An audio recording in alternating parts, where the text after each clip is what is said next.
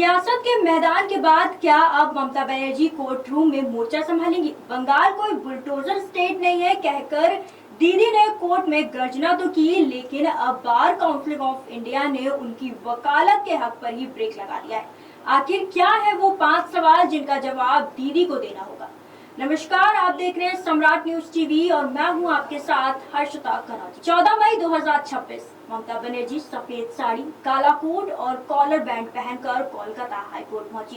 Court में चुनाव के बाद हुई हिंसा मामले में दायर PIL पर सुनवाई होनी थी। वहां ममता ने खुद ही एक वकील के तौर पर दलीलें रखी, लेकिन इस पर अब बार काउंसिल ऑफ इंडिया ने तमाम सवाल उठा दिए हैं। बार काउंसिल ऑफ इंडिया यानी BCCI ने स्टेट बार काउंसिल से पूछा है कि ममता किस हद से एक वकील के तौर पर कोर्ट में पेश हुई है। बार काउंसिल ऑफ इंडिया ने ममता को 5 सवालों के जवाब देने को कहा है।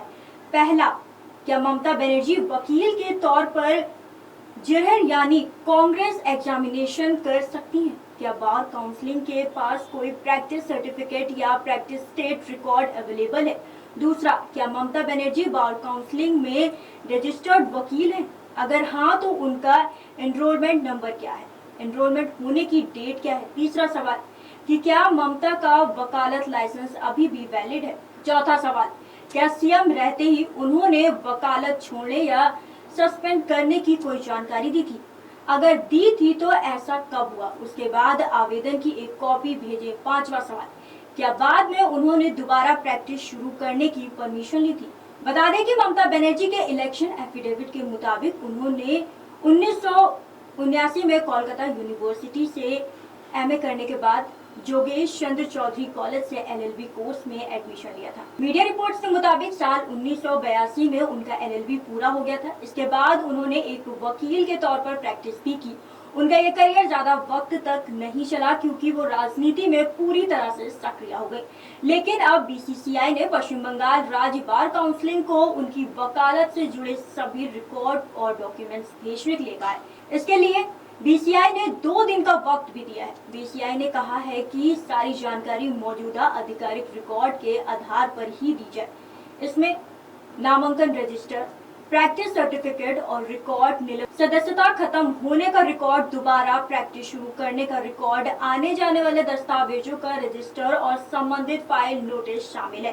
साथ ही BCCI ने सभी जरूरी डॉक्यूमेंट्स की सर्टिफाइड कॉपी भी मांगी है और कहा है कि मूल रिकॉर्ड को जैसे हैं वैसे सुरक्षित रखा जाए। बता दें कि ममता बनर्जी ने 14 मई को कोर्ट में पूरी बात रखी।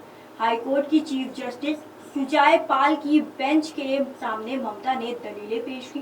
रिपोर्ट्स के मुताबिक सुनवाई के दौरान ममता बनर्जी ने कहा कि वेस्ट बंगाल कोई बुलडोजर स्टेट नहीं है और राज्य में किसी भी कार्यवाही को कानून के दायरे में रहकर ही किया जाना चाहिए।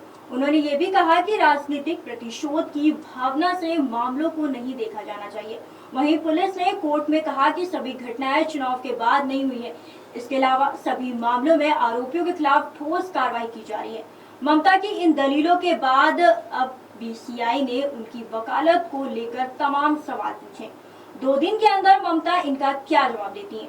मामले में आगे क्या होता है, हम सभी अपडेट्स आप तक जरूर पहुंचाएंगे। तब तक के लिए बने रहिए सम्राट न्यूज टीवी के साथ। नमस्कार।